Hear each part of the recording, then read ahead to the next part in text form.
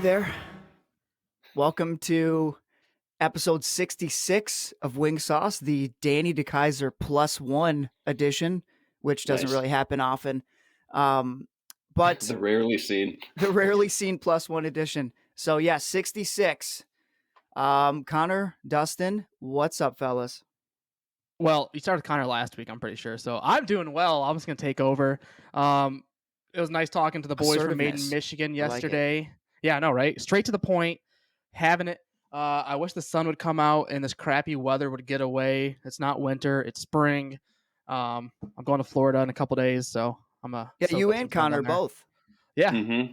Yeah, the we're Wing going Sauce together. trip to we Florida. Just didn't invite. Yeah, we just didn't invite you, Tyler. Well, that's Yeah, fine. Cat's out of the bag. The cat's out of the bag now. Michigan is just known for way better weather, great people, Dre drinks, skies. food. So you But know what? Technically, we went together like a month ago, And I so didn't it's like fine. it. And I didn't like it. I hated the whole entire thing. It was a terrible trip. Connor smelled weird the whole entire time. Yeah, yeah. It was just yeah. No, but we'll leave it at that. I'm excited. Flying out Tuesday, going some deep sea fishing. Hopefully I don't get sick. I was talking to my dad about it. I guess we're going to go out from anywhere from like 4 hours to 12 hours, depending on the fish. Wow. So how That is a far huge window. offshore? A couple hours. So I don't know. However far you can drive a boat in 3 hours. Have you ever got seasick before, or have you Yes. been in a situation where? Yeah, okay, I have too, and it's horrible. And it's Yeah. different. It's different than regular motion sickness, right? Because like Dustin, you've been in planes before, and you like you're fine with that, right? Oh, yeah. But seasick is like, So- dude, it's something completely different. Your horizon is so it's so different. Well, the seasickness, the only time it happened to me is when the waves were breaking over the bow of the boat. Usually I'm fine. Like I don't mind being on the water. That doesn't usually bother me. But when the waves are crashing over a big ass fucking 50-foot boat, a big charter boat, like yeah, I'm gonna get a little sick. Yeah. Yeah, I don't know what it was for me. I don't get motion sickness for anything else, and it was just one time we went deep sea fishing. I was younger though, so maybe that played a part. But we I were was out going to there ask for a if you long had too time. much to drink, but that's out No, of the- no, I was young. I was really young. But I just remember it being like there's nowhere to go. You're just on a boat, and so you can't like walk anywhere that wouldn't feel the motion. So you're just Yeah. once it hits you, that you're screwed. Yeah, you can try Like to some lay down, but it's just a bad. Dramamine. Well, yeah, my dad got some scopolamine patches, which is pretty much that, but it's like a patch you put on for motion sickness. Oh yeah. So It kind So of we'll see. regulates your levels and stuff. yeah, that's what it's for. So I'll probably end up putting one of those on just to be better safe than sorry. Yeah, Oh, for sure. Especially if you're going out for 12 hours, you don't want to be sitting there puking and having a bad day. Yes. Yeah, that's no fun. Not in the slightest. Yeah. Not in So- the slightest. But yeah, guys. Connor was the most correct in his predictions for the Dallas series. Thank They you. they finished out at a 1-1-2, but Yes, but I'd like to make a point here. I was close with the 2-2 if Grice would have stopped that fucking shootout goal. oh, I Christ. think that if we're gonna do it that way, it would probably lean more towards me because they had more opportunities to lose in the overtime games than just that one save. You know what, guys? Shut up, Tyler. Shut up, Connor. We're just gonna give it to Connor because we already Thank you. discussed that it's 1-1-2 with the 2 OT losses. Those are still losses. So yes, Connor Yeah. did win. I You think did get the prediction right. I probably said 1 win, 3 losses, and that's technically what I didn't say 1 and 3. I think you did say 1-3.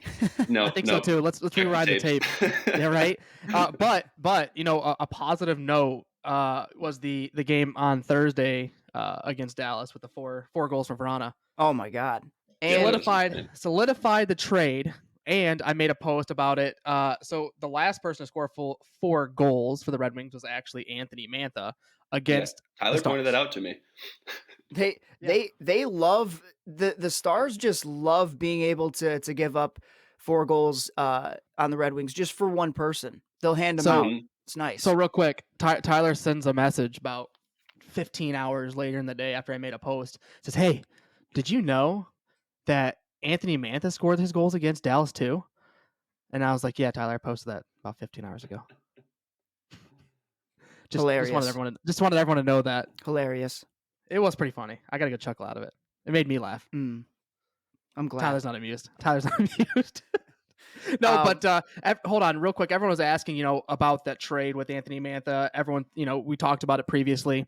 I think, this is just one sample, right? But I think it kind of shows the comparativeness between the two players. Yeah. Both have potential. I think both were in a bad position as far as team wise. They don't want to be there. So new opportunities, new scenery. I think he's gonna fit in. I think they Do you guys think?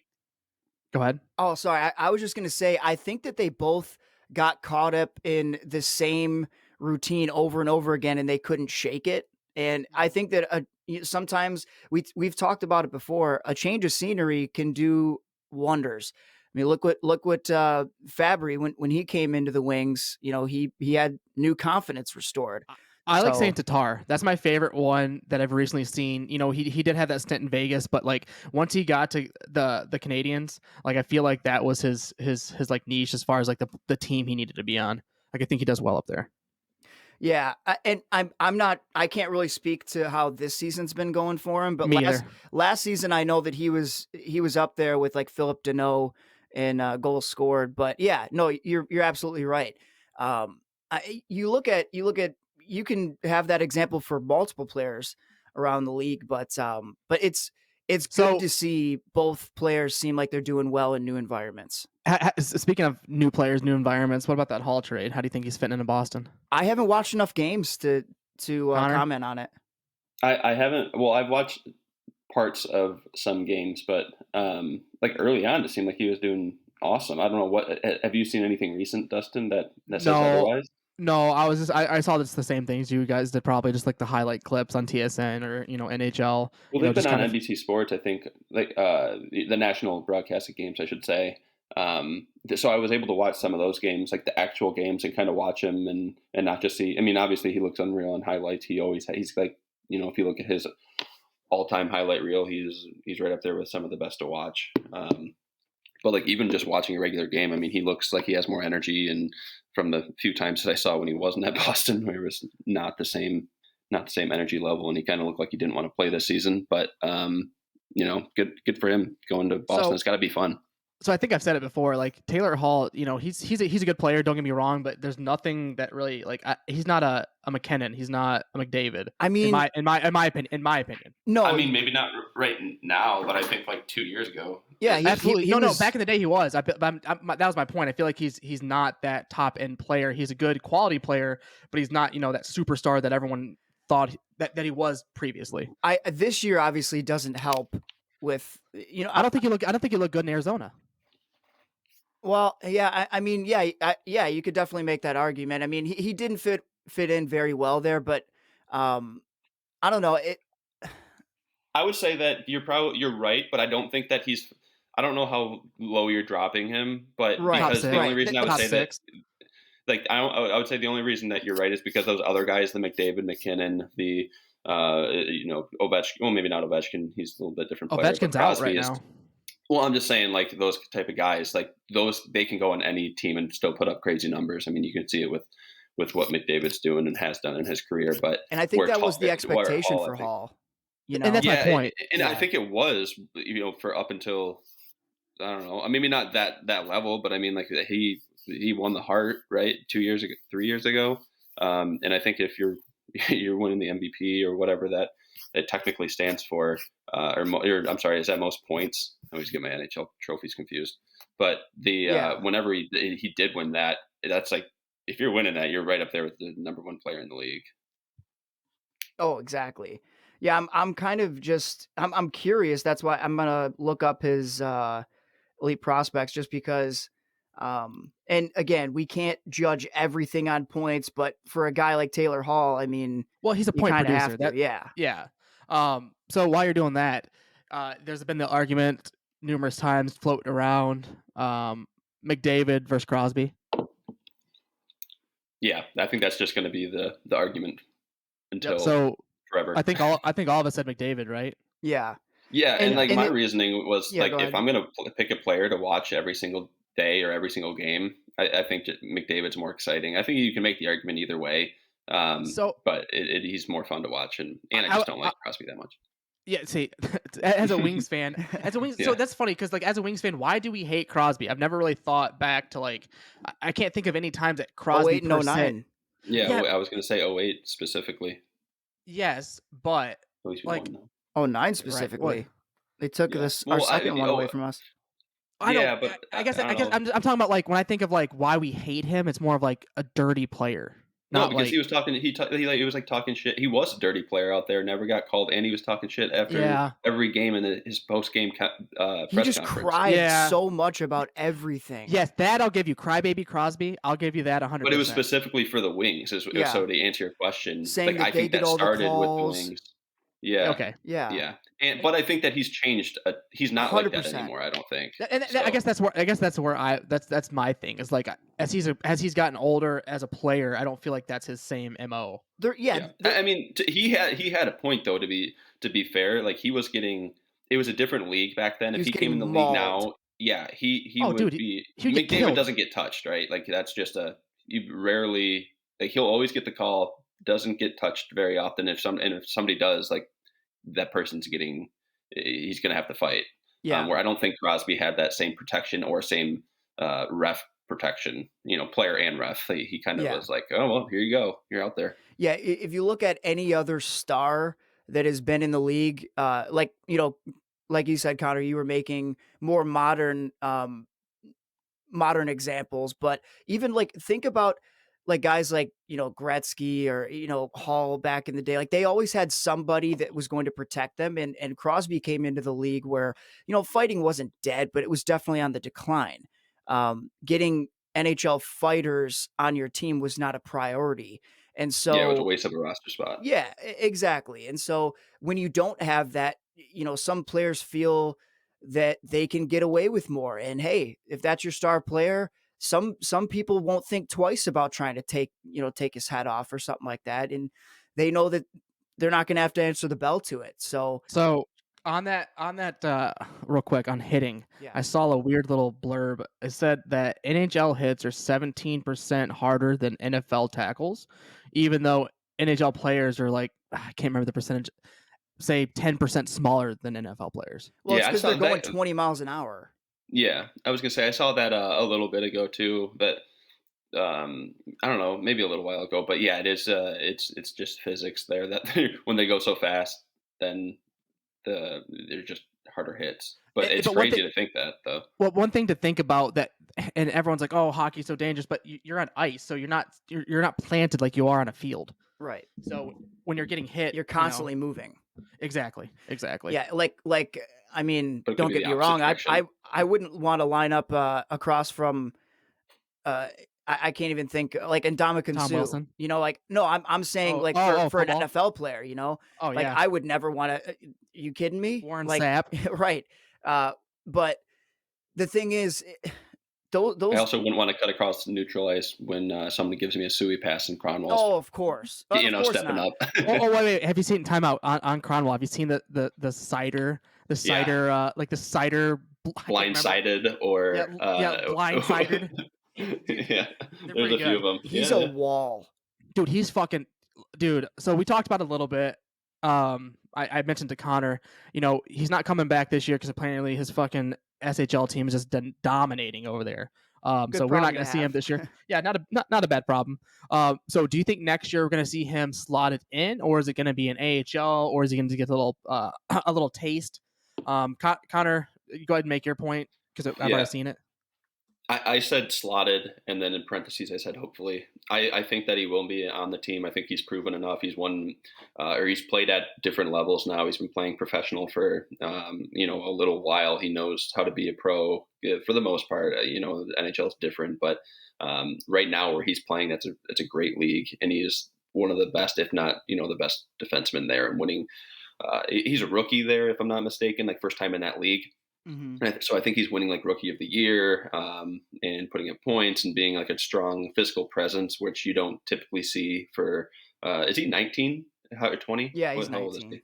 Yeah. So I mean that's good to see, knowing that you're 19 years old and still can and stepping up to the plate and being that physical presence in front of the net and on the blue line and stuff. So, with that being said, I think that he will be slotted. But again, I caveat that by saying hopefully, just because I'm a fan and I want to watch him play.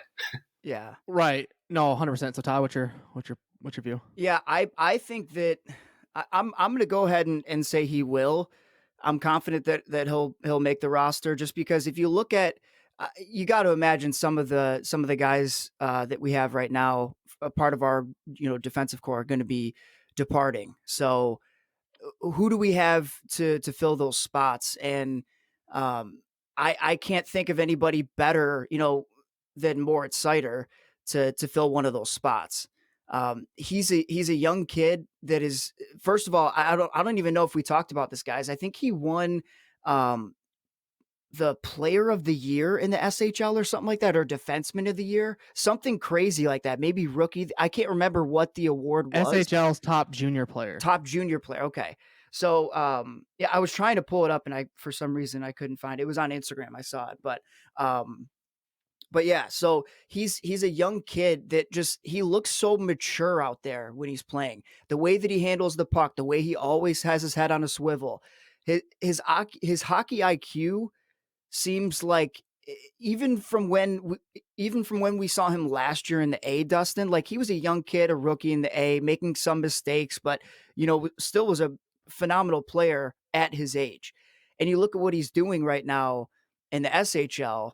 Um, I mean, this is just nothing but a confidence booster for him, and I think that, in my opinion, I think that we'll be seeing him in the winged wheel next year. Yeah, I mean, so him being in the Swedish elite league, that the top league in Sweden, playing against men essentially, so the NHL of Sweden, if you will, and he's just absolutely destroying over there. Uh, 41 games played in the regular season, he had 28 points. Not bad for a defenseman. So I think I'm excited with you guys. I don't foresee him not being slotted in unless something crazy happens in the offseason and we have some crazy signings, or I don't know, maybe we trade up to the number one pick in the draft, but I don't see why he wouldn't be. Yeah. Um, and also, I mean, is there anything else you guys wanted to bring up on Sider? Because there's another prospect for the Wings that I feel like is flying under the radar and is not getting enough attention right now, and he definitely should be getting attention. No, I think Snyder speaks for himself. Yeah, 100%. Mhm. So Jonathan Berggren, I don't know if you guys have been paying attention to his season that he's having in the SHL. 49 games played, 45 points. He's got Wow. 12 goals and 33 assists. I mean, this is a guy that was in the 2018 draft. He was our second round pick, 33rd overall, and it's been taking him a little bit of time to adjust. His last season, uh, 2019-2020 in the SHL, 24 games played, 12 points, 2 goals, 10 assists. So he was at a half point per game, and now he's clicking at a 1 point per game pace. Um, he's another guy that we might see um, maybe get the call up. You never know, at least to the A for sure. But I wanted to bring that up because I just feel like I just I feel like he's not getting enough attention. So I wanted to bring that Yeah. up. So No, no, another player to watch for sure. I wonder, because don't the Red Wings, when you start looking at their farm system, aren't they number one or pretty much top of the league when you look at the AHL and who they have as far as just their um, prospects? I guess I don't know. They have rankings there. I just forget. I thought they were like number one. Oh yeah, like our prospect pool in the entire, not just the AHL, but like for NHL, I think we have one of the top like prospect pools of the league. So Hmm. yeah, it's a lot of a lot of good things coming up, and obviously with a rough couple seasons, it'll be nice to see them continue to be more and more competitive. And speaking of the boys getting competitive, we had on the Made in Michigan hockey guys, the two gentlemen who started the league, our new partners, Nick Schlueter and Kurt Gosselin. We had them on again. We discussed little bit about the partnership, the league, some Some league rivalries. rivalries, definitely. So it was great having them back on, man. It's those we were talking a little bit before we started recording, and those two are just two peas in a pod, man.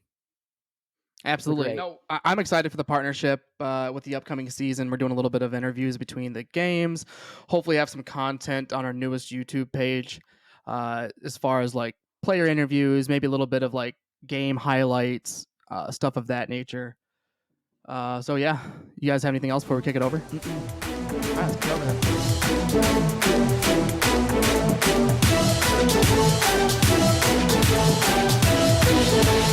Well, you know what time it is. Well, our next guests, you guys have definitely heard them before. They're the boys who started Made in Michigan Hockey, actually our newest partner, and we'll talk a little bit more about that. We're very excited about this partnership, but please welcome back to the Wing Sauce Podcast, Kurt Gosselin and Nick Schlueter. Welcome back, boys. How have you been doing? Good. How are you guys doing? Excited to be back. Oh yeah, Schlueter. Doing great, you guys. And in regards to the sponsorship and the partnership, we are incredibly excited. I'm stoked to have a media presence there most nights, and there's a lot of really good guys. And when I say good guys, not just good hockey players, but good personalities and good characters that I think are going to make for some really good content for you guys to put out there. In the past, Kurt and I, we did our own little podcast and talked to a handful of guys, and it's amazing hearing everyone's different story and how they got to play at a high level. So we're really excited to have you guys out there and wanted to thank you again. Oh, dude, we're all pumped. I don't want to speak for Dustin and Connor, but I feel like this is just super exciting for all of us. Oh, I absolutely. can concur with that. I'm super excited. Can't wait to get a little media presence. Hopefully, get some good YouTube content as well. Absolutely. I'm going to tag along there too. I very rarely use the word stoked, but I think that could be used here. So I'm going to say the word stoked for one of the first times in my life. Yeah, we are stoked as well. Perfect. So actually, when Dustin is doing his interviews in between periods, he said that he's actually going to shave his head, shave his beard, and get some glasses to look exactly like Pierre Maguire. So it's gonna be fun. Yeah, I like that. Why not? Oh my god! I don't. First off, I'd be scaring people with a bald head and a bald face. I'll tell you straight. You'd kick me out. You'd be like, no, you're not welcome. This guy's not allowed in here. We welcome everyone. Just be a good guy. That's it. I think I look like a turtle. I mean, people like turtles, though. That's true. They're friendly. Yeah.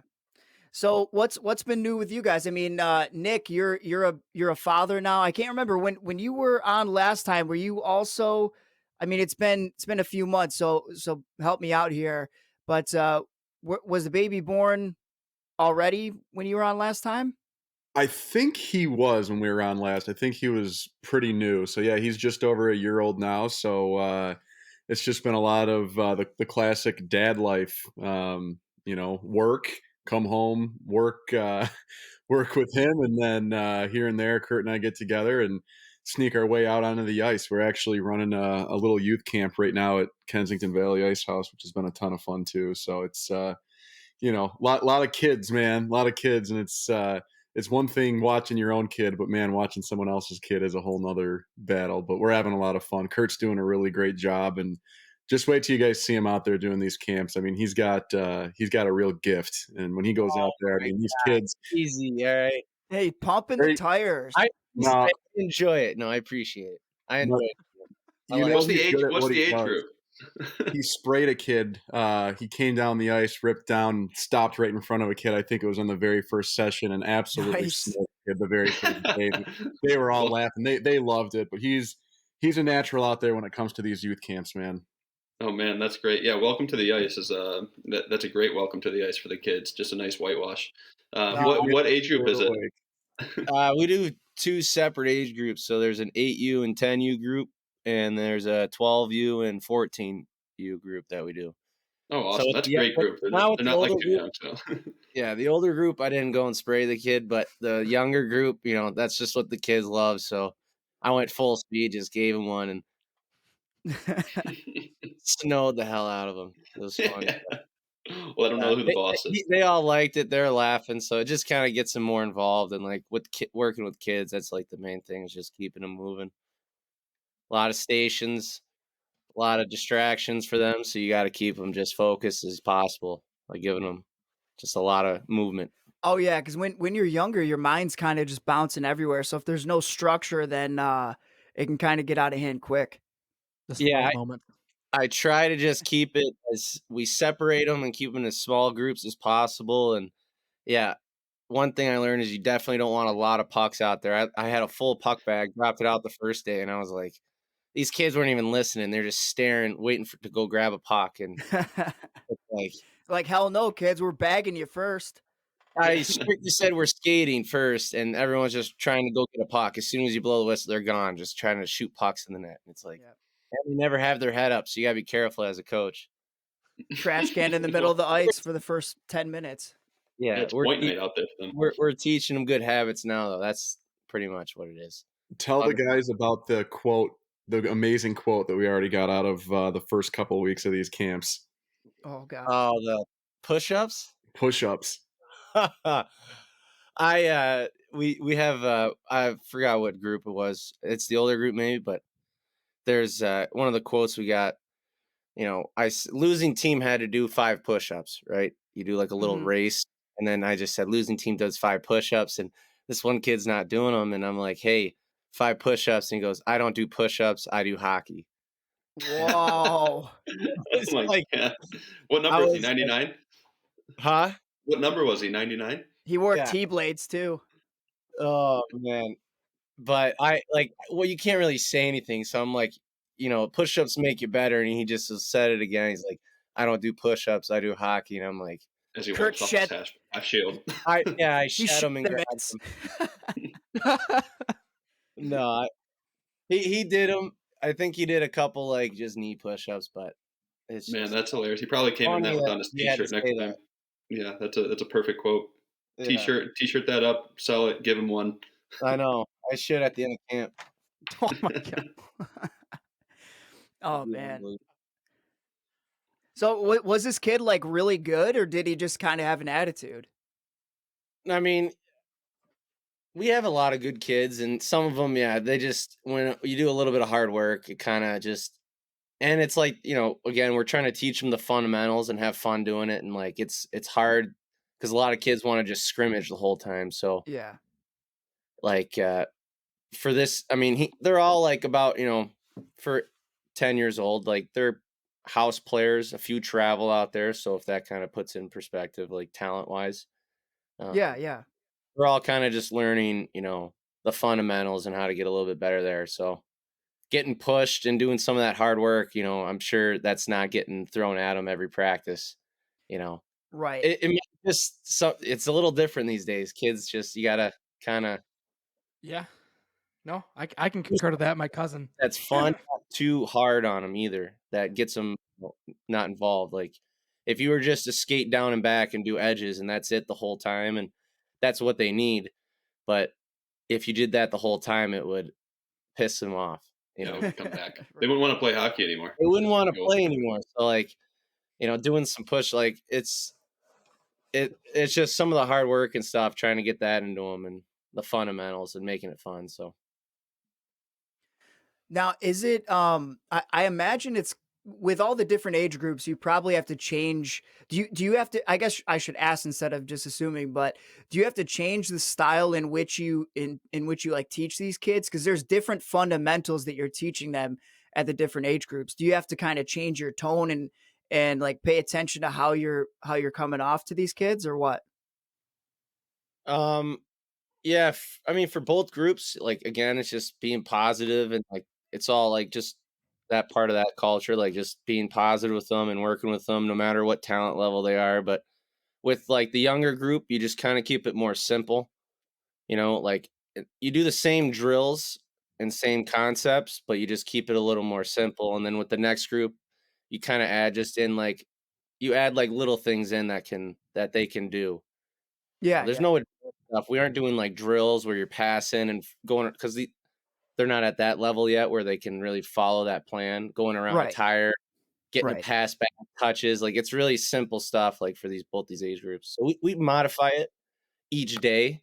That's what I usually tell like our coaches out there. I say, here's the plan, here's the stations, and here's the games we're gonna play at the end. But I say like depending on how the kids are each day, because some days like they're focused, and some days they're not. So you kind of have to modify the drill real quick to make it as simple and as just beneficial as possible. Tyler trying to get the free coaching advice over here. He's been writing all this down. Yeah, he has. He's like, so what else do you do Wait, on the Kurt, daily can you coaching? can you I just don't go a little mind. bit Hey, I slower? can talk about this for hours. So No, Tyler's got a little coaching gig tomorrow, right, Tyler? Is that correct? That's right. Yes. Yep. Yeah. So he's sitting here. He's trying to get all your info, Kurt. So just be careful if you're ever Yeah. if you're ever playing against Tyler somehow. no, hey, I'm willing to help out no matter what. I mean, That's the way to be. sharing the game plan though, if we're playing against each other, I might not do that, but It's all over. yeah. He's going for blood. Oh, that's same Well, here. I'll be best buddies with you until we get on So the we're- ice. You know. Exactly. Yeah, I might not share exactly how we're gonna forecheck against you or something, but drills and all that, yeah, I don't mind sharing. Yeah, Oh, exactly. man. We're coaching against each other, I guess. But other than that, I always talk. I have a buddy, Andrew DeBrinket, played with him pro hockey a few years. He's doing some coaching up in Grand Rapids, but we talk back and forth all the time about drills and what to do with kids and everything. It just kind of helps. I mean, he gives me some ideas every day, and I'm able to help him out with just his age groups and how many players he has and stuff. So Very it's cool. nice to kind of go back and forth. Yeah, that's great. And kind of, speaking of professional players and kind of getting a little older, and I want to hear a little bit more on how just the summer league. We didn't talk too much about it, but we talked a little bit about the partnership. But it's been a while since we've heard the latest on the league and what's new, what's happening there. I know I think the last time we talked, it was still pretty much in the midst of COVID, so there wasn't too much that. It was kind of like a wait and see what happens type game timeline wise. But what's been going on there? What's new?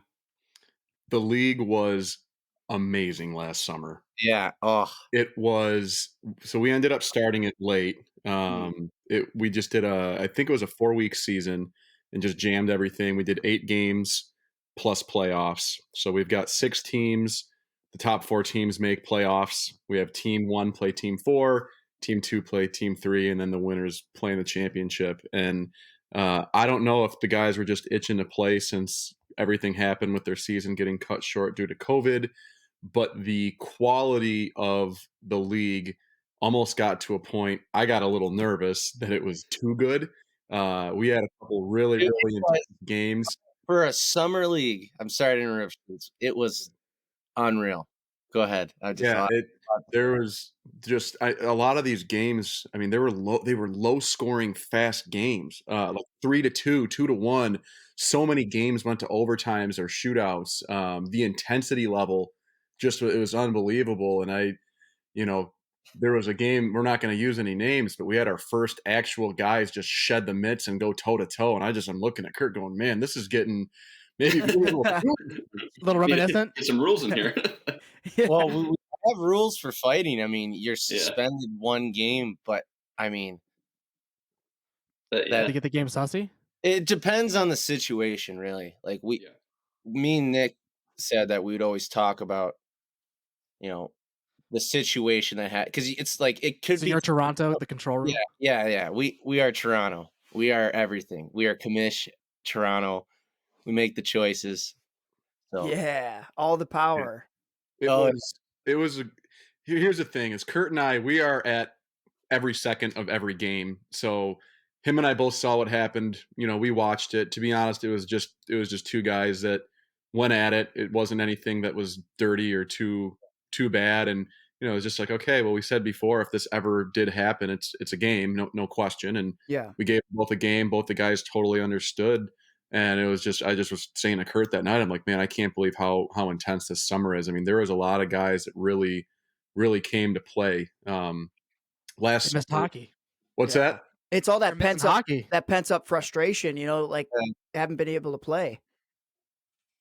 Well, whatever it was, I mean, it just the way the game. I mean, it was a close game too, and like it's just again they just Well, it was a good fight. No one got hurt, and we were able to break it up at the right time, and it was good. So Yeah, both players understood like what they did and knew they were going to get suspended, and I guess it's just good that no one got hurt mainly. Yeah, and right. it was just it's like Schlueter was saying, that's just really kind of shows how intense it was getting last year. Yeah, I mean, the games were so intense.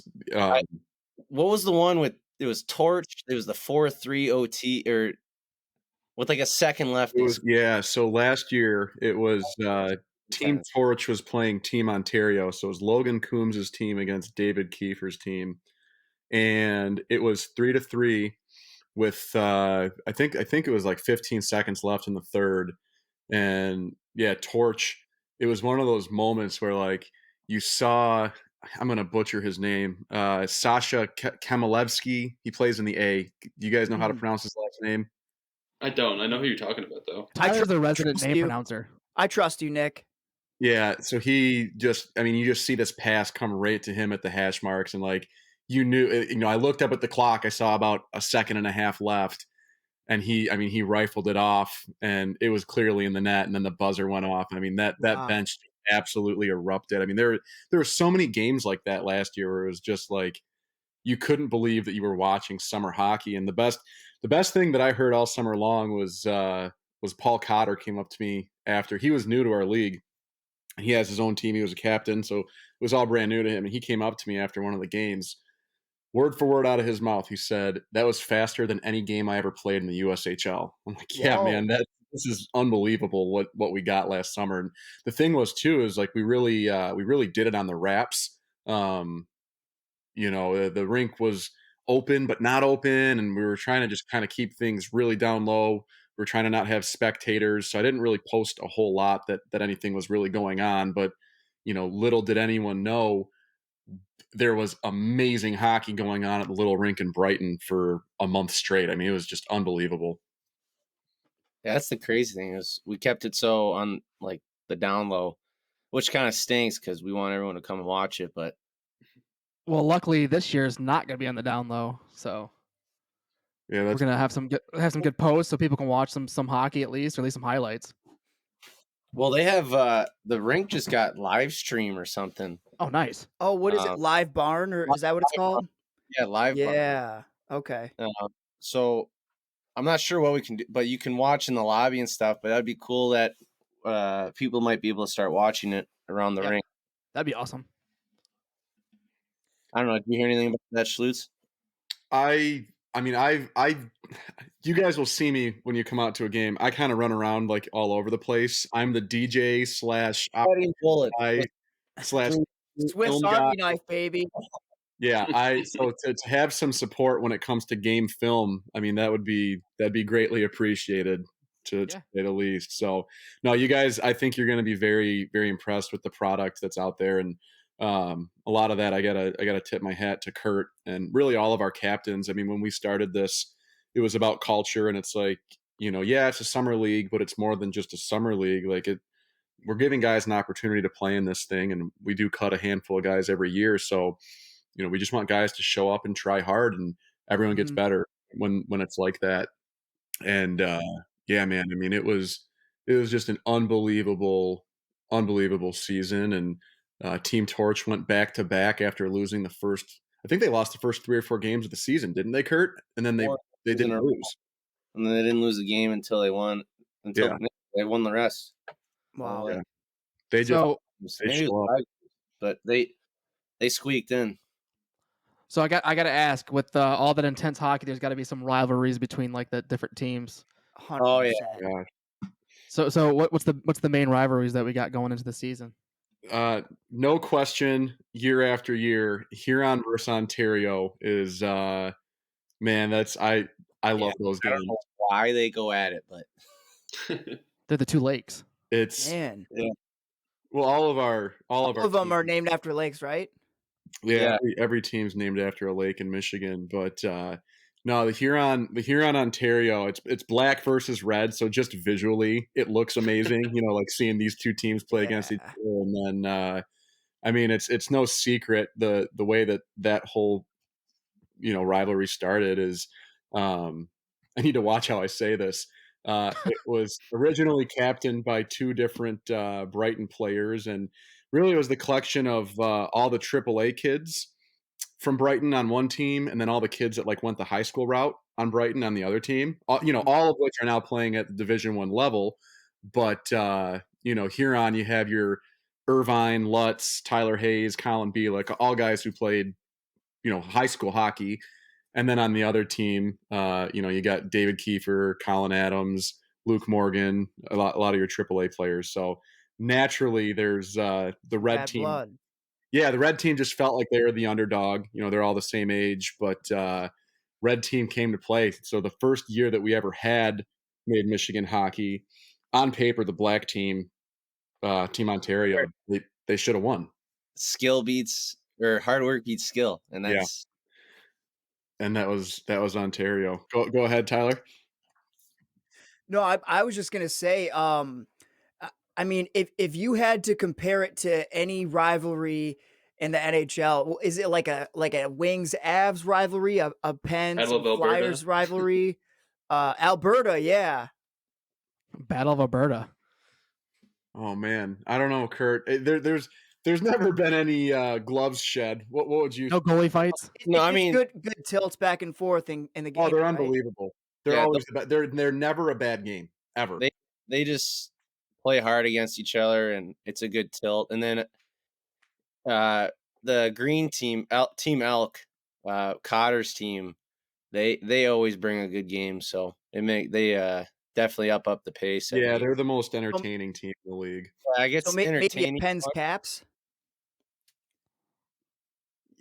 Yeah. You know what? That'd probably be a good one to compare it to, just because Tyler, it's he's good. digging. It's just good hockey. It's always good Mhm. hockey. Yeah. So I'm curious, guys. How do you guys pick the teams? Do the captains pick it, kind of like old school kickball? I get you, or how's that work? Or is it secret? Bring your own team. Bring your own team. We want to make Draft. it as BYOT. No, yeah. We're trying to do a draft, but mainly we want to keep it as fair as possible. Mm-hmm. And also there's players that, have people live near them. So some teams do have a lot of guys that live in a certain area that play together, and we do add players on each team just so it's all evened up. Sure. We try to also, coordinate if there's brothers or friends or stuff like that need those accommodations to play on each team, just for the purpose of traveling. Mm-hmm. So we look a lot into it to make sure it's not one-sided. That's the last thing we want is You want competitive hockey. yeah. It becomes less fun for the rest of the teams if there's just one dominating one, Correct. Have you ever Yeah. switched the Yeah. teams midway through a season or anything because it's so one-sided? Or Ooh, if would there you were ever do that? trades and stuff. Ooh, that'd be cool. Yeah. Yeah, They're we've never done that. I mean, so right now we've got enrollment open for about another month. The way that it works is guys sign up. When they fill out their form, they tell us if they were, invited by a certain captain. So if there was anyone that they would prefer to play with, they let us know. A rule that Kurt and I have is that every team has to have a couple of new kids on their team. So let's just say, if you were a captain, you pretty much get your 16 guys, and then we're going to sprinkle in one or two high school or AAA players that are new to the league. Reason being, we know this thing's going to burn out in a couple of years if we just include the same guys over and over. So we're always trying to introduce a couple of kids that are deserving of the opportunity. And yeah, there's always a couple captains that give pushback on that because they want their team to be their team, but rules are rules. So Nick, where would the some players that were looking to sign up, how would they find that information? Yep, just go to mademichiganhockey.com. There's a link in the top right that says sign up, and links all over the website to sign up. Anyone can sign up. We don't guarantee that because you sign up that you're going to make the team, but reach out to us, send us a message on Instagram. our phone numbers are on the website as well. So if people want to know more information about it, that's something that we're always willing to, to have these conversations as well, especially with the younger players. I mean, we don't expect a high school player to come out and be a stud when they're playing against Division I and professional players. But if they're a good kid, if they've got a good attitude, that's what we want to take when they're at that point in their career. Yeah, yeah, Yeah. absolutely. I gotta. Oh, sorry. Did you? I was gonna change it to something else, Tyler. But go ahead. Oh, I just had a follow-up question to that for Nick. So obviously the league seems like it's doing well, and I mean I don't know. I guess this is kind of a two-parter. One, how much bigger would you like the league to get in your own opinion? And two, you mentioned the high schoolers. Do you think that maybe you'll have like a Made in Michigan Hockey A league and a B league where you have like those younger guys that can play amongst each other and not have to worry about that extra stress? You know what I mean? So I was wondering where you were at with that. Yeah, it's a great question, and kind of funny you say that because it's something that Kurt and I talk about a lot, and something that we're actually looking at right now. We've got a lot of new signups, and by new signups, I mean kids that have never played before. So we're constantly doing this juggling act where, of course, and this is me with my business hat on. Of course, we want to grow the league. We want to get as many kids in as possible. But what we don't want is to saturate the quality of the league. We want to make Exactly. sure that the games are still competitive.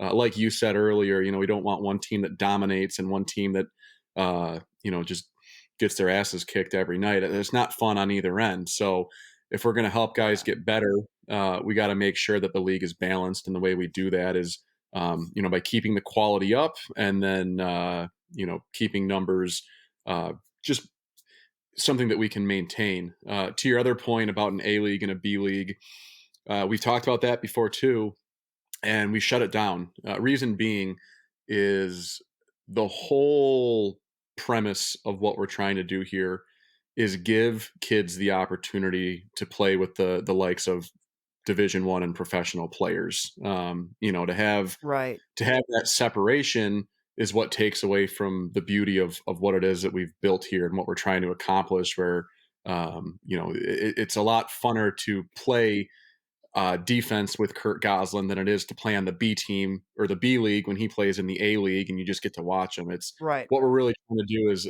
you can almost think of it like a mentorship program. So we're really trying to include guys.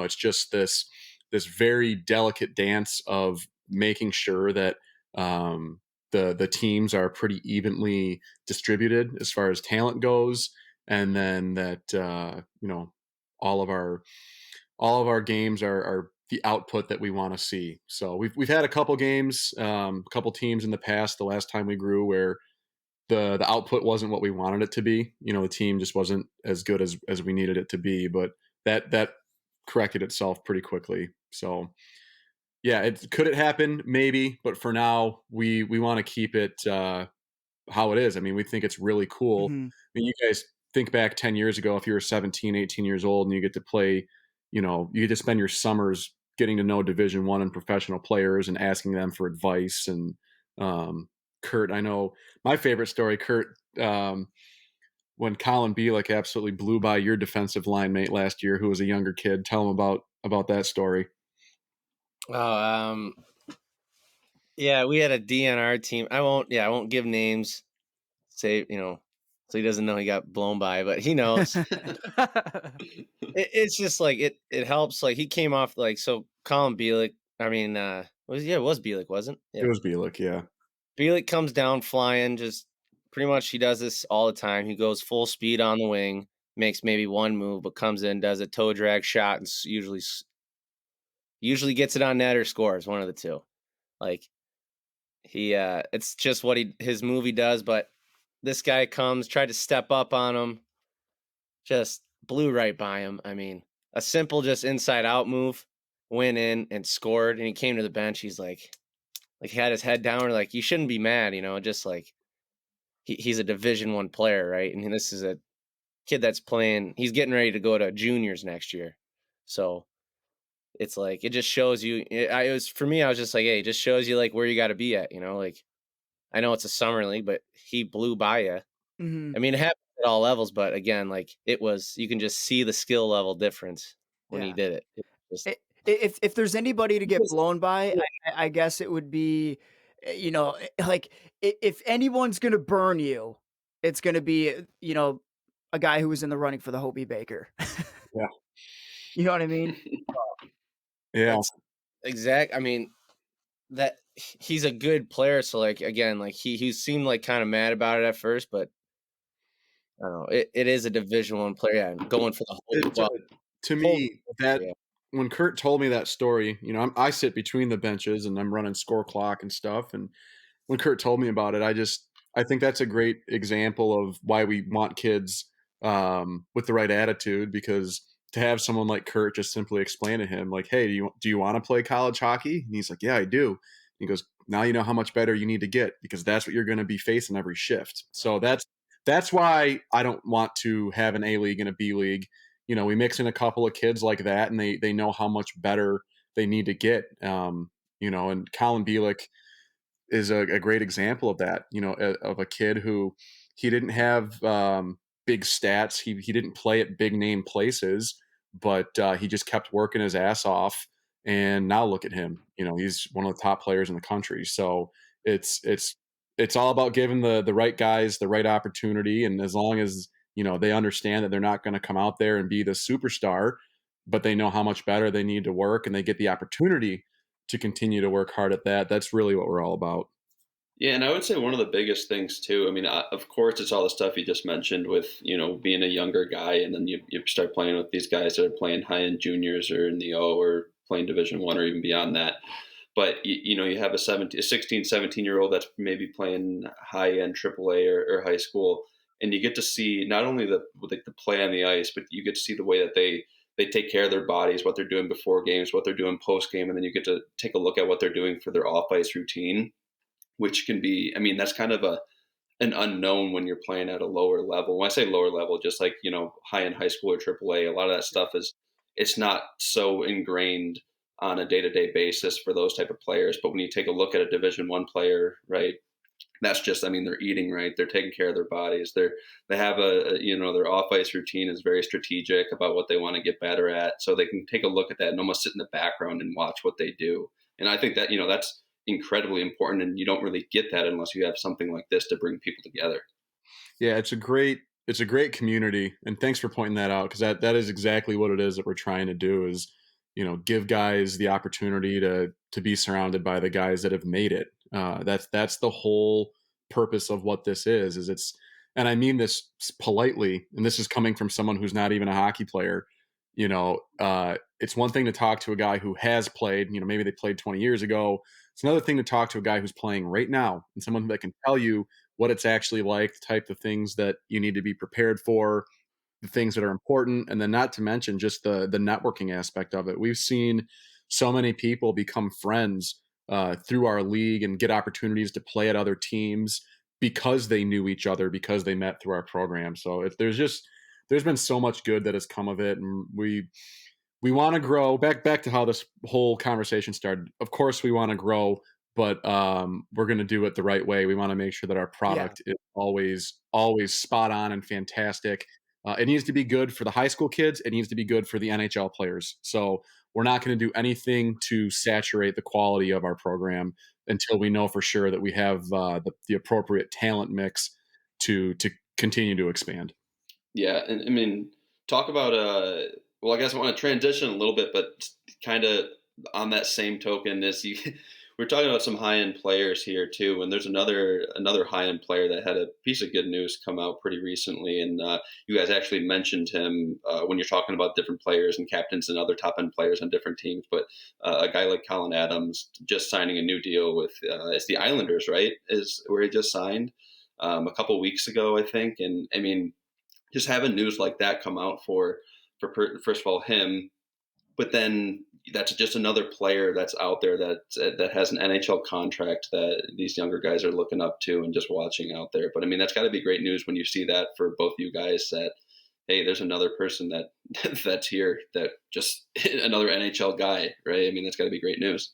Yeah, no, we were all super stoked to see Colin sign his contract with the Islanders. We've been playing with Colin for about 6 or 7 years now. When he first came out to our skate, it was just a drop in still back then, and he was really just like a 17-year-old kid. Kurt, you can tell the guys a little bit about the first time that Colin ever came out and skated with us. Yeah, buddies. The yeah buddies. There's just a group. They're just high school. I mean, we're all like that in high school, just kind of like joking around, having fun, stuff like that. And we had a pickup skate that we used to do. Well, it was like, you know how that whole beer league we talked about last time we were chatting. We talked about like we had a beer league team, the Booze Hounds, and Oh yeah, like when you were fight. But dropping the mitts. yeah, that stuff. So I mean, we would do side skates, with that kind of group of people, and then that slowly, as everyone went to college and did their own thing, we slowly added new players into it. And one of them that came one day was Colin Adams, and he shows up, and this guy, I mean, you just hear everything about him, right? Like, I mean, that's just what you do. You just shoot the shit and Mhm. talk about things like this, and we all know who he is coming on the ice. Like he's gonna be drafted. Like this was before he was drafted, but he was like, part of the whole it was honey baked, right, Schlutz? I believe it was. When he first skated with us, he was fresh out of his first year in the U, and mind you, he had 61 points. I'm looking at it right now, 61 points in 59 games. I'm pretty sure Was he whatever division 16? he Like plays 16, in. 17? But yeah, he's young. Dang. Yeah. Yeah, I think he was 16 his first year he played there. He was definitely not 18 yet because he hadn't gotten drafted. But Mhm. anyways, he was a stud. I think he won like rookie of whatever division Muskegon was in that year. Like we knew he was going to be awesome. I mean, something up there. He won something, but he showed up to our skate with. He comes on the ice with shades on, like those Ray-Bans or something, and he's wearing it, and it's like underneath his cage and his helmet. And I'm just like, again, we have some older guys out there that are like, slowly barking, like, what the hell is this kid doing? Like, we're not here in shades. So, like, for me personally, like, I don't know, I would never show up to a skate and wear shades. But hey, I go up to him and I'm just like, hey, like, take those off or get off. Like, you're not wearing them. Like, it's not. I was like, we're having fun out here, but don't come out here like this. Like, it just, I don't know. Not that much fun. It's a power move. Kurt was pulling his dad card. He just said, "Hey, new guy, There's a not few things happening." like, on the ice that is like, one is sitting crisscross applesauce, Schlutz. Easy. I don't like that when you do that. Easy. Take a knee or stand up, one of the two. And then just yeah, like if you play music when you're out there practicing, I don't know. Like I'm okay if it's like a fun day as a team, but if you're out there practicing, I don't like when there's music. Kurt's old school. He's very old school. He doesn't want, and hey, it's worked well for him, so I can't argue it either. But yeah, when Colin was out there with shades, I think he lasted about one shift, and Kurt said, "Nah, not here, man, not here." But no, since then, man, it's been, and that's even funny. It wasn't even like a big deal. No, it wasn't like yeah, I was like mad. I was just Yeah, Colin's been a huge part of our program and a big face of Brighton, Michigan. Really, I mean, he was part of our beer league team one year, and then when we've done youth camps, like we did a camp up in Traverse City, and he joined us, and he did an absolutely awesome job with the kids, and we took a vote, when we wrapped up camp, and said who's the best coach. It was like Kurt, Scarcella, David Kiefer, Colin Adams. They all voted for Colin. Colin won, so kids knew, but no, he's got an awesome opportunity, and we're all really excited for him. And I think this summer he's just going to be training his butt off. Last time I talked to him, he said he's living with Kawaguchi, and pretty good training partner, if you asked me, to get ready for next year. So big things ahead, and wish him all the best.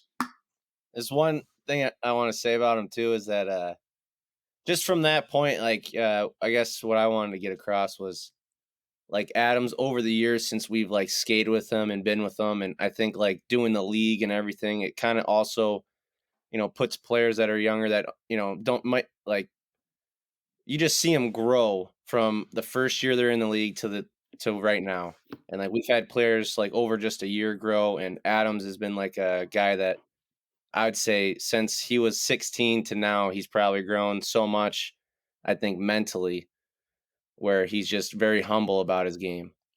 And, it definitely showed as the years went on. He kind of took it a lot, like really serious. And that's probably why he's in the position he is right now.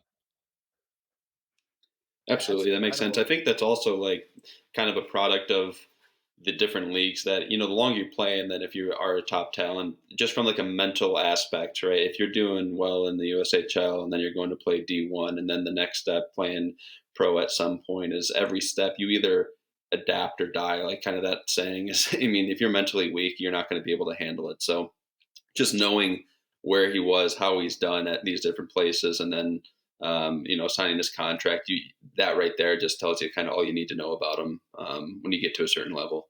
You guys, some people are just blessed, and I'm not saying he doesn't work hard. We see him in the gym too. He's just an athletic freak of nature. Like you wouldn't look at him and think he's like incredibly strong. I mean, Kurt, you threw out your back trying to keep up with him one day, didn't you? I mean, he is. Oh my God. Yeah. I go in the weight room. This guy's putting up like, it was like 600 pounds, wasn't it? Yeah, like four plates for deadlift or something. Lightweight. It's like, lightweight. Like it's second set. I'm like, yeah, I got this. I go and I put it up, and I'm dropping it down. Back just gives, and I'm like, oh my God, this guy's, and he's doing it like 6 reps, no problem. Animal. For guys to animal in the gym. You would never expect it either, never. But when he gets in there, he'll show you. It's crazy, and I've first hands-on experience. Yeah, no, he's awesome. I'll tell you what, if I may bring up another Colin as well, it was a huge year for both of the Brighton, Michigan Collins. Colin Bielik had a tremendous year as well at Army West Point. Yeah. And to our original conversation of the rivalry, Colin Adams plays on Ontario, Colin Bielik plays on Huron. Ooh, the battle of the Collins. Yeah, dude, I'm telling you guys, those games, they're always fun to watch. I mean, those two alone make it incredibly fun to watch, the battle of the Collins. But huge year for both Colin Adams and Colin Bielik. I was pretty disappointed. I would like to speak with someone to understand why they even do a voting panel for the Hobie Baker Award. Colin Bielik had the popular vote by a mile, and they didn't even put him in the top 10. Wow. It's like if at least we knew Cole Caulfield was going to win, right? Mm-hmm. I mean, it was pretty much a lock, but yeah, at least make it look like when you have people vote that it's at least going to contribute towards something.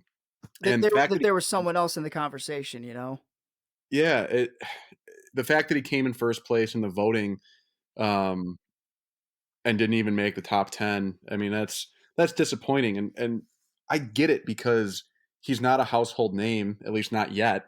But he represents everything that award is supposed to be when it comes to academics, personality, character, just everything. Everything. Serves the country.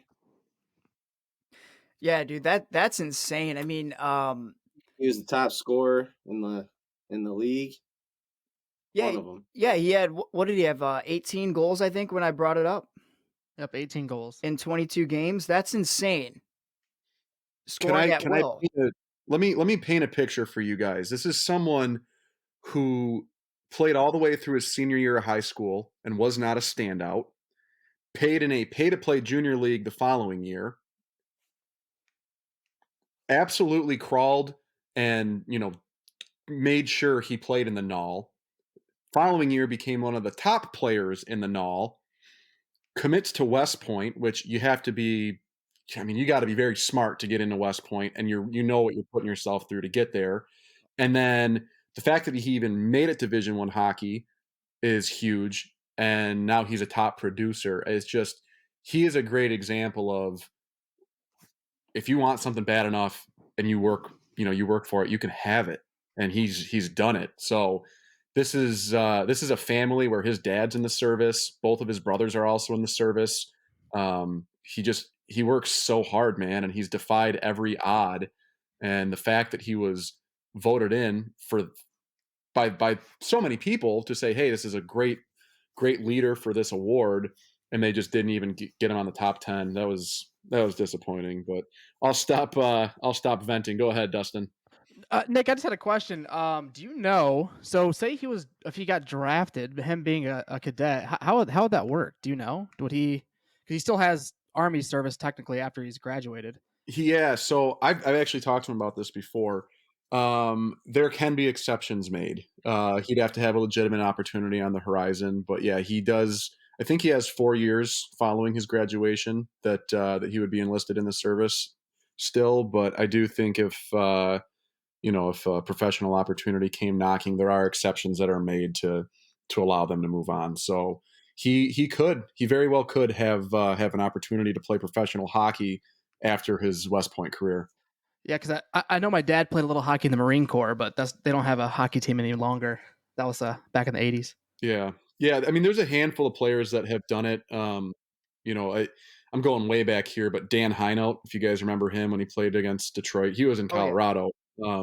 But he played at West Point. So there are guys that play at West Point, and then if they're good enough, they make an exception and let you go on to your careers. But man, it was a huge year for him. He's really impressed so many people, myself included, and he just continues to defy the odds of what you normally expect out of someone, and he deserves it, man. He absolutely deserves it. And so you kind of think that a guy like that who, maybe wasn't not drafted or anything like that, right? He wasn't drafted by anybody. So it was No. so yeah, it's kind of like almost like a late bloomer, if you will. And those kind of guys, you see them you see a lot of successful people in the NHL that go undrafted, and all they need is just a little bit of a chance, and then they prove themselves, So that will be awesome to see upcoming. He's still young, man. He's only 23. So yeah, that sounds right. So yeah, that's exciting, man. And to have that guy to be a part of your group too is not only, it's just great for the program in general. You know what I mean? Oh, it is. He's definitely one of the main faces of the program at this point. I mean, and this is back to my point of why we will always allow a handful of high school players every year, because if you were to just not know who he was a few years back and just look at his stats sheet, people would look him over. But if you give the right kid that has heart and they have the work ethic and a good attitude an opportunity, you never know what can come of it. And I'll tell you what, he loves the game more than anyone that plays in the league. I mean, he loves hockey. He really does.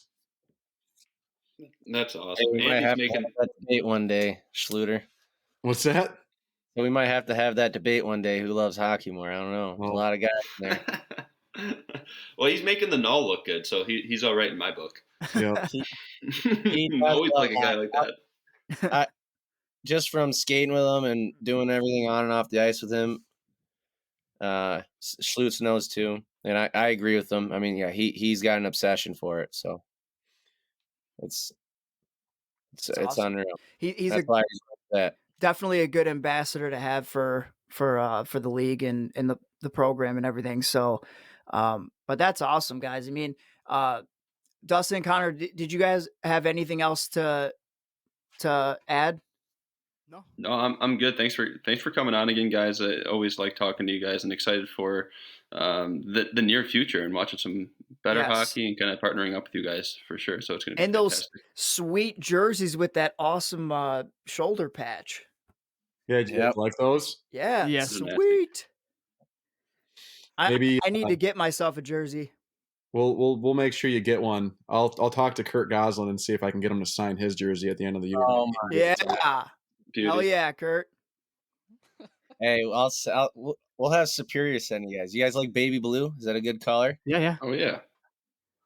We don't discriminate over here. All right, good. Yeah, no, we're excited too. I mean, the countdown has begun. We're about 6 weeks away from everything getting going, and it should be really good hockey this year. All of our captains are coming back. Um, I don't see things taking a step back this year. There's a lot of teams, man, who want to win. I know Paul Cotter. He comes to play. Have you guys? I'm just curious. Have you guys ever seen him play before? No, it's funny that you mentioned that because I actually reached out to him and we're gonna be chatting with him next week. Okay, like for how old he is, you're gonna be amazed that you're talking to someone who's like, what is he, 20 years old? I mean, he really does carry himself like a grown man, but even on the ice, I mean, oh my God, is he good? Just Is there Yeah. any anything we should ask him or bring up? oh man, I don't know, Kurt. Is there anything in specific you think they should ask him? I mean, you should ask him if he's going to win this year because he thought Okay. he had it locked down last year. Okay. Oh. That'll be the first question, hot out the gate Yep.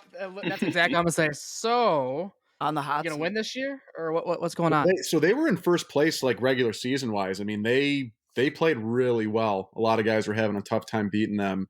But yeah, man, teams just when it comes to playoffs, you know how it is. Teams can beat it, and when we only do one game in conference finals, it's I think they only lost by a goal that game, didn't they, Kurt? In the playoffs, The semis, both semifinals were 1-goal games. The Who'd they final, lose to? Cody Milan's team. Okay. yeah, the white Mm. team All right. Erie. All right, I got it wrote down, so I'm gonna ask him about it. I'm gonna Yeah. ask if he has nightmares about Cody. Yeah. Oh, I mean, hey, great. Miles was probably the biggest weapon for Erie last year. That's for sure. Yeah, I think he was a captain, wasn't he?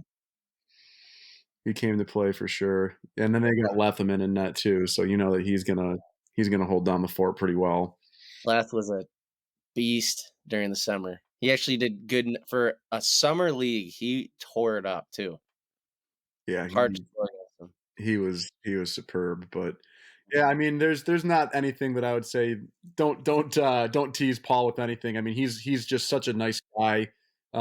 Carries himself like he's a lot older than he really is, and same thing with on the ice, man. He plays the game like a grown man, and definitely one of, if not the most talented people that I've ever seen out there that have come out and played with us. So he's an awesome person to have out there, and I'm thankful that he reached out a couple years ago to ask to start his own team, and he really took it seriously right away. And that's all Kurt and I ask for out of these captains is, make sure your team shows up and really wants to play and compete. And man, does his team do that. Yeah, man. So you guys got some loaded rosters and it's going to be an exciting season coming up for sure. And but before we leave, do you guys want to go over social media? Where can people find you? So Tyler, real quick before Yeah. they go over that, Nick, if you wanted to just go over when's the deadline for them to sign up, and a little bit more information on that, just so we can have that. Yeah. Yep. So thanks for asking. Deadline will likely be May 30th, unless we sell out of spots. We only have about 60 left right now. So if people want to go to our website, madeinmichiganhockey.com, I just said it. That's not what it is. Madeinmihockey.com. But if you Google Made in Michigan Hockey, you won't miss us. Just go ahead, sign up there, and then find us online. We use Instagram at Made in MI Hockey is the best place to find us. And if you want to send us a DM, if you have any questions about the league, I'm quick to respond. So we're super excited, you guys, and we're really grateful to have you guys on board officially this year. And there's just going to be a lot of cool conversations, I think, happening. And I think you guys might even be able to get to capture some of the emotion of some of these games, to talk to some guys, at intermission and at following some of these games, because if it's anything like it was last year, there's going to be some good content coming from it. So thank you guys again. We're really excited. Absolutely, man. Thank you guys for joining us. Oh, thank you guys for having us on. Really appreciate it. Always a good time. Absolutely. Thank you, boys, and we'll talk to you soon. See you soon. You done goofed. Nick and Kurt cannot wait until this upcoming season. For all of those who are wanting to sign up, like Nick mentioned, it's www.madeinmihockey.com. There's a link on there to sign up. There's about 60 spots left. We'll also have that in our bio as well. Connor, Tyler, what do you guys think? Good. I'll go. I feel like I always come sit off back mute, and see. so I was like, oh, he's ready. He's ready to go. I am ready. I was listening to Dustin. I took a sip of coffee, and I was like, all right, I'm ready to go. That's all you need, a little bit of coffee. No, it's always good talking to them. We talked about it before. They are two peas in a pod, or they at least have a great chemistry talking back and forth. So very easy conversation, great to listen to, some great stories. Hopefully everybody enjoyed it. Yeah, for sure. And we're going to be getting some jerseys from the league as well. What did they say? Baby blue, right?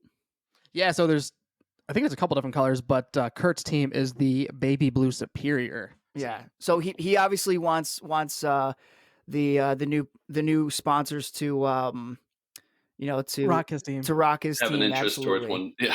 So once the season gets closer and once we have like an actual roster, I think we're gonna do a little bit of power rankings and kind of see who we think's gonna be top of the league, who's gonna win it. Last year, apparently, Team Torch, if I'm not mistaken. Yep. They're back to backs, so everybody's coming for them.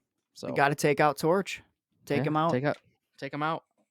So yeah, excited for the upcoming season. Excited for the partnership, being able to expose you guys or introduce you guys rather to some new players, players that you guys maybe not have heard of, or just newer players into the AHL, ECHL, college hockey players, just like that. So yeah, yep. It's also the final, what is it? Final 6 games left in the season for the Red Wings. Yep, so for the Red Wings. Home stretch. So real quick, we had a caller mention, I think it was the commissioner. I don't know who that is. We had a caller mention that that the Red Wings would not be last or would be last in their division. Was that what was the question, Tyler? It was more of a hot take where he said that that the Red Wings would not end up in last place in the division. He didn't say who would be in last place, but we kind of pieced it together that the trajectory. Nope. It was Connor. I think it was actually you that said. I think we could all agree that he is saying that it would be Columbus. So, all right. Yeah, so so maybe I'm half right then too. Me and the commissioner are both half right. I don't know who the commissioner is for the 10th time, but the caller who called in, commissioner. So no. Right now, Mr. Commissioner to you. Mm-hmm. It's Mr. Dumbass. But secondly, 50 games played, 42 points for the Wings. We got 49 games played, 39 points for Columbus. If it's kind of a crapshoot, to be honest. Boys, what?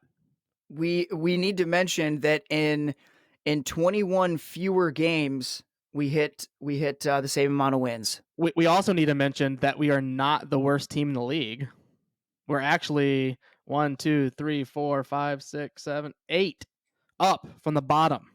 Boom. So playoff bound, baby. Let's go. Things are looking up. Hey, we're not. Hey, the good news is, in all seriousness, we are not eliminated like the Columbus Blue Jackets, the New Jersey Devils, or the Buffalo Sabres. We're still in it. You're still in the chase. Right. However, tune in for the playoff hunt. Right. So the West is pretty much solidified as far as who their top 3 is. It's Vegas, Colorado, Minnesota. They're already in. They're clinched. So it's a little battle between Arizona and St. Louis. San Jose could sneak in. They got to go on a tear, though. Yeah, San Jose and Los Angeles would have to go on a tear, and Arizona and St. Louis would have to fucking tank. I think it's St. Louis that's going to get in because they have 3 games at hand with Arizona, and they're 1 point back. So is that what you're saying right now? St. Louis is the last team in the West? Yep. Connor? Yeah, I like the 3 games in hand. Okay. Let's just go a wing sauce St. Louis Blues to clinch the West. Finish that one up. Go ahead. I was going to say, how did we not did we mention that Bernier I don't know how we got a point in the game last night. Yeah, that wasn't Dude, so 30 shots. Wasn't there 30 shots in the first period, Tyler? It was 21-3 at the end of the first period. Yeah, that's for the listeners.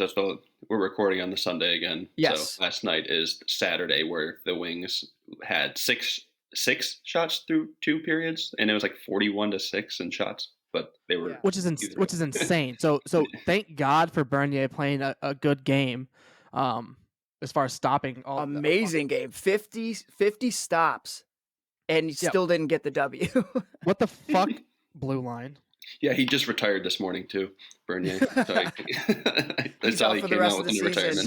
So did you guys see his mask that he was wearing? Yeah, it was like a matte black or a matte red mask. It was kind of cool. I liked it. Yeah, so I think it was like I could be mistaken. I don't know. I just saw it, and again, if I'm wrong, I'm sorry. But I think it might have been like something his kids drew. It kind of looks similar to like drawings, maybe. I didn't look at it that in detail. I kind of just saw it when just on camera, when he was just in that. But it wasn't his standard, like, you know how he usually has. I think he has a lion, if I'm not mistaken, a normal lion, and he has like a crest on top of his thing. But yeah, it wasn't that. It looked more like something that maybe that his kids drew for him, which is kind of cool if that was the case. Interesting. I'll have to. Oh yeah, I do see it. It says Bernier to wear helmet designed by 5-year-old boy. So I don't know if it was actually his kids. Okay. It could just be a random 5-year-old boy, but it looked pretty sweet. Good for him. Okay, cool. Yeah, so there we go. It was a helmet designed by a kid then. So awesome. Maybe it was because they did their Hockey Fights Cancer night last night. So maybe it was one of the submissions from. So here we go. I got it right here. It was a Made in Michigan kid named Drew McCarty in the Blue Cross Blue Shield of Michigan, and the Red Wings announced on Friday that the 5-year-old Kalkaska was the winner of the Michigan Kids Can Detroit Red Wings hockey helmet contest. Oh, okay. There you go. Awesome. Congratulations to him. Absolutely. Cool. I wonder if he gets to keep the helmet after he works, because that'd be really so cool. I bet you he does. Dude, I bet you he does. I bet they sign it. I bet he's like, no, this is sick. I'm going to keep it. He's like, yeah, kind of be cool in a sense as well. Yeah, he's like, I just had an unreal game. This is my helmet. 50 saves. You think I'm getting rid of this kid? Right? Yeah. Piss off, little kid. I'll make you another one. Jeez. Yeah. No, but that's cool. That's just something I noticed from the game. So I guess they have 6 games, like you said, Tyler. A couple games against Columbus. A couple games against Tampa. And I think that's it. And that will be all she wrote. That'll be all. So the last game, I think, is on May 8th, if I'm not mistaken. Yeah, let's get we'll firm that up for next week. Yeah. Yep. So May 8th is the last game. We have one game against Carolina on Thursday, April 29th. So hopefully we take that from them. But yeah, so if we went out against Columbus, that's going to solidify the fact that that they're going to be in last. Good for us. Right? We got anything else, boys, before we sum it up? Nope. All right, let's get the puck out of here and watch some hockey on Tuesday while I'm in Florida. And yeah, talk to you later. See you guys next week.